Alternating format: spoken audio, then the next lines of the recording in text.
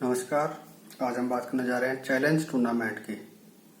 Challenge tournament जो है एकल खेले जाते हैं, यानी कि सिंगल खेले जाते हैं। ये किसी भी खिलाड़ी को चैलेंज करके खेला जाता है, ठीक है ना। क्योंकि इसका नाम ही चैलेंज है, इसलिए इसके अंदर जो है दो प्रकार के टूर्नामेंट खेले जाते हैं। आपका लैडर टाइप और दूसरा आपका पिरामिड टाइप में। पिरामिड टाइप के अंदर भी दो प्रकार के टूर्नामेंट होते हैं, आपके किंग्स टूर्नामेंट और कॉब वेव टूर्नामेंट, ठीक है। तो जो आपका पहला है आपका लेडर फेस या लेडर टाइप आप कह लीजिए इसको। इसके अंदर क्या होता है कि जो खिलाड़ियों की जो परफॉर्मेंस होती है उसके आधार पर जो है उनको रखा जाता है, ठीक है ना। ये मैंने 9 खिलाड़ियों का बना रखा है पिक्चर, एक तरह से लेडर प्रकार का। उसके बाद में क्या होता है इसके अंदर कि जो खिलाड़ी जो होते हैं, अब इसमें जब ये एक तरह से जैसे सांप सीढ़ी होती है उस प्रकार से हो जाता है, जैसे खेलते थे, या सीढ़ी नुमा एक तरह से होता है, इस तरीके से दिखता देखने में। लीडर प्रकार के टूर्नामेंट में क्या होता है कि इस प्रकार में क्या होता है कि हमेशा अपने से 2 खिलाड़ियों को जो है 2 ऊपर वाले कार्ड वाले खिलाड़ियों को ही चैलेंज किया जाता है। पहला तो इसके अंदर ये होता है, एक नियम है इसके अंदर। अब जैसे कि मैं आपको एग्जांपल देता हूँ, जैसे कि ये जी है, ठीक है ना। इसने जो चैलेंज करा है अपने जो है ई को चैलेंज कर दिया मान लीजिए, ठीक है ना। तो इसमें कंडीशन क्या होगी कि इनको जो है 2 दिन का समय दिया जाएगा। पहली बात तो मैच खेलने के लिए, ये पहली चीज हो गई। अब उसके अंदर क्या है कि मान लीजिए कि ई के पास जो है मौका होता है, भाई 2 दिन का टाइम है तो ई के पास एक मौका होता है। तो ई ने क्या करा, ई ने जो है डी को चैलेंज कर दिया, ठीक है ना। ई ने डी को चैलेंज कर दिया, ठीक है। और उसमें क्या हुआ, जो है ई जो है ये जीत गया और ई जो है हार गया। तो उसमें क्या होगा, ई जो है डी के स्थान पर आ जाएगा, ठीक है ना। और जो जी ने जो ई को चैलेंज किया था वो ई का जी का चैलेंज क्या होगा, वो कैंसल हो जाएगा। ये चीज आप ध्यान रखना। दूसरी कंडीशन क्या है, अगर जी और ई का मैच कराया जाता है और इसमें जो है जी जीत जाता है, ठीक है ना, तो उसमें क्या होगा, जी जो है ऊपर आ जाएगा, ई नीचे हो जाएगा। अगर जी जो है हार गया ई से, तो उसके अंदर क्या होता है कि उसके अंदर जो उसकी सेम पोजीशन थी वही रहेगी, ठीक है ना। तो ये इसके अंदर ये पहला होता है। वैसे ये टूर्नामेंट पूछे नहीं जाते। दूसरा है आपका पिरामिड प्रकार का। इसके अंदर है आपका किंग्स टूर्नामेंट। ये जो पहले नंबर पर जो होता है, ये परफॉर्मेंस के आधार पर खिलाड़ियों की रखी जाती है। ये मैंने 7 बना रखे हैं, 7 टीम है ये, इस तरीके से। अब इसके अंदर देखो क्या है, जो पिरामिड जो बनाया जाता है वो क्या है कि खिलाड़ियों के पूर्व परफॉर्मेंस के आधार पर ही उनको पहले रखा जाता है। फिर उसके बाद में क्या है, अपनी रैंक सुधारने के लिए जो है, अपनी रैंक सुधारने के लिए जो इसका जो ये स्लैब है, जैसे ये देख लो आप, ये एक स्लैब है पूरा, ठीक है ना।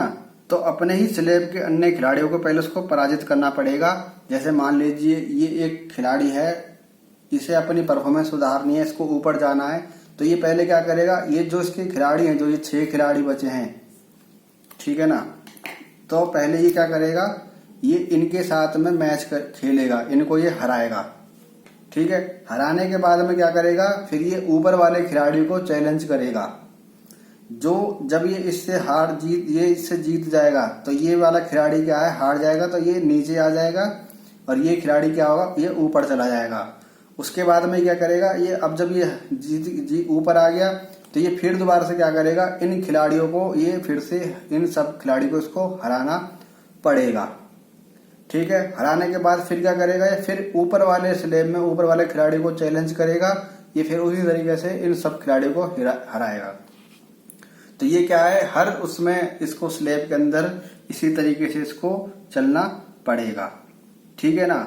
ये चीज ध्यान रखना। जब ये लास्ट में इसको हरा देगा 1 नंबर को, तो वो खिलाड़ी जो है आपका किंग कहलाएगा। ये चीज ध्यान रखना, क्योंकि भाई वो सबसे ऊपर जो 1 नंबर का जो खिलाड़ी है वो सबसे अच्छा खिलाड़ी होता है टीम का, इसलिए उसको सबसे 1 नंबर पर रखा गया है। दूसरा है आपका कॉब वेव टूर्नामेंट। इसके अंदर क्या होता है, जैसे कि मान लीजिए आप, ये एक मकड़ी के जाल की तरह आकृति होती है। 1 नंबर का जो खिलाड़ी होता है ये सबसे टॉप अच्छा खिलाड़ी माना जाता है, सबसे अच्छा खिलाड़ी जो उसको सबसे ज्यादा, इसलिए उसको अंदर रखा जाता है। जैसे मान लीजिए आप ये टूर्नामेंट यहाँ से शुरू कर रहे हैं, आप हो तो ये पहले क्या है कि आपको जो आपकी ही जो लाइन के अंदर जो खिलाड़ी हैं इन सबको पहले आपको हराना पड़ेगा, ठीक है। उसके बाद में आपको फिर अंदर वाले खिलाड़ी को चैलेंज करना पड़ेगा, फिर आपको इन सबको हराना पड़ेगा।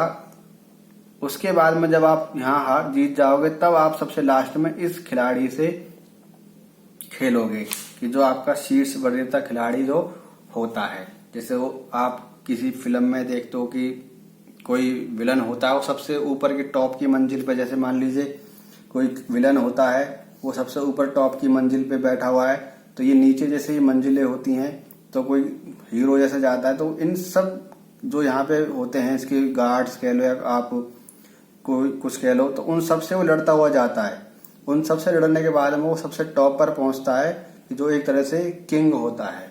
तो ये टूर्नामेंट एक तरह से आप इसी तरीके से मान लीजिए किंग्स और आपका ये कॉप वेव टूर्नामेंट की जो सबसे लास्ट में है वो खिलाड़ी होते हैं, वो सबसे अच्छा खिलाड़ी होता है, और जो भी बीच में जितने भी खिलाड़ी होते हैं ये देखिए इन सबको हराकर ही वो ऊपर तक लास्ट तक खिलाड़ी तक पहुंच सकता है, ठीक है ना। तो ये चैलेंज टूर्नामेंट था।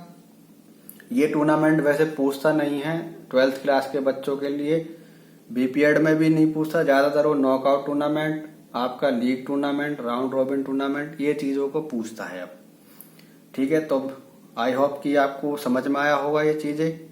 तो मेरे इस वीडियो पे आप कमेंट कीजिए और इसको लाइक कीजिए, सब्सक्राइब करना ना भूलें और मेरे को बताएं कि ये वीडियो मेरे आपको कैसे लगी।